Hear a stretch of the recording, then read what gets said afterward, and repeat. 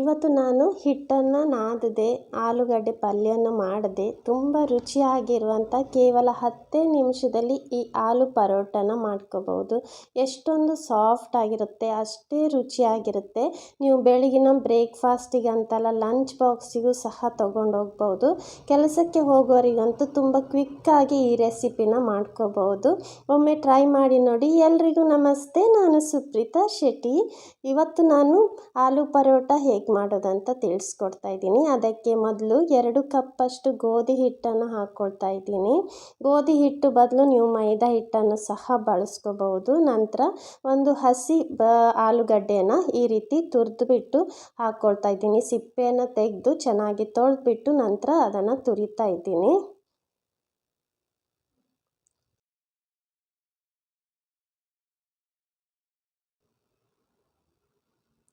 ನಂತರ ಅದಕ್ಕೆ ನಾನು 1 ಟೇಬಲ್ ಸ್ಪೂನಷ್ಟು ಸಣ್ಣದಾಗಿ ಹೆಚ್ಚಿರುವ ಬೆಳ್ಳುಳ್ಳಿ ಹಾಕ್ಕೊಳ್ತಾ ಇದ್ದೀನಿ. ಬೆಳ್ಳುಳ್ಳಿ ತಿನ್ನೋದಿಲ್ಲ ಅನ್ನೋಗಿದ್ರೆ ಅದನ್ನು ಸ್ಕಿಪ್ ಮಾಡ್ಕೋಬಹುದು. ನಂತರ ಸಣ್ಣದಾಗಿ ಹೆಚ್ಚಿರುವಂಥ ಈರುಳ್ಳಿ, 1 ಈರುಳ್ಳಿಯನ್ನು ಹಾಕ್ಕೊಂಡಿದ್ದೀನಿ. ನಂತರ ಸಣ್ಣದಾಗಿ ಹೆಚ್ಚಿರುವಂಥ ಹಸಿಮೆಣಸು, ಸಣ್ಣದಾಗಿ ಹೆಚ್ಚಿರುವಂತಹ ಕೊತ್ತಂಬರಿ ಸೊಪ್ಪು, 1/4 ಟೀ ಸ್ಪೂನಷ್ಟು ಅಚ್ಚ ಖಾರದ ಪುಡಿ, ರುಚಿಗೆ ತಕ್ಕಷ್ಟು ಉಪ್ಪು, ನಂತರ 1 ಟೀ ಸ್ಪೂನಷ್ಟು ಗರಂ ಮಸಾಲ ಪೌಡರ್ ಹಾಕ್ಕೊಂಡು ಚೆನ್ನಾಗಿ ಮಿಕ್ಸ್ ಮಾಡ್ಕೊಳ್ತಾ ಇದ್ದೀನಿ ನಾನು. ನಂತರ ಸ್ವಲ್ಪನೇ ನೀರು ಹಾಕ್ಕೊಂಡು ನೋಡಿಕೊಂಡು ಅದನ್ನು ಮಿಕ್ಸ್ ಮಾಡ್ಕೋಬೇಕು. ಒಂದೇ ಸಲ ನೀರು ಹಾಕಬಾರ್ದು. ತುಂಬಾ ರುಚಿಯಾಗಿರುತ್ತೆ, ತುಂಬ ಸುಲಭವಾಗಿ ಸಹ ಮಾಡ್ಕೋಬಹುದು. ಸ್ವಲ್ಪನೇ ನೀರು ಹಾಕ್ಕೊಂಡು ದೋಸೆ ಹಿಟ್ಟಿನ ಹದಕ್ಕೆ ಮಾಡ್ಕೋಬೇಕು.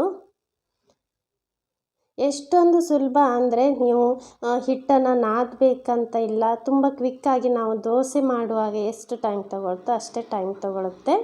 ತುಂಬಾ ರುಚಿ ಸಹ ಆಗಿರ್ತದೆ. ನೋಡಿ, ಸ್ವಲ್ಪನೇ ನೀರು ಹಾಕ್ಕೊಂಡು ನೋಡಿಕೊಂಡು ಮಿಕ್ಸ್ ಮಾಡ್ಕೊಳ್ತಾ ಇದ್ದೀನಿ ನಾನು.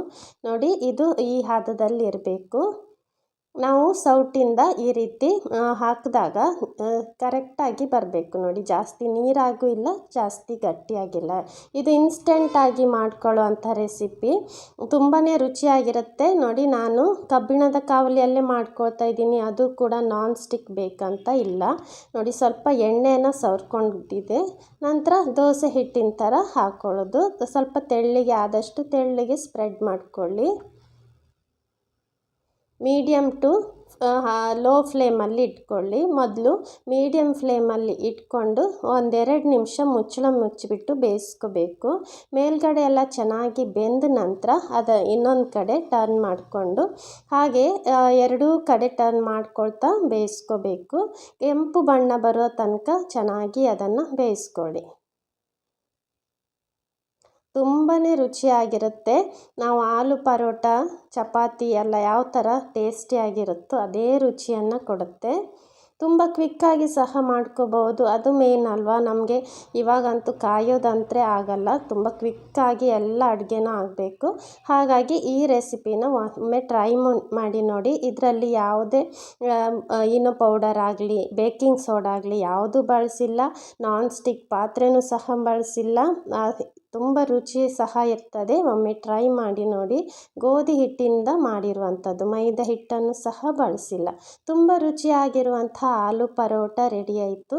ನೀವು ಇದರ ಜೊತೆ ಯಾವುದೇ ಕರಿ ಜೊತೆನೂ ಟ್ರೈ ಮಾಡ್ಬೋದು. ರುಚಿಯಾದ ಚಟ್ನಿ ಜೊತೆನೂ ಸರ್ವ್ ಮಾಡ್ಕೋಬಹುದು.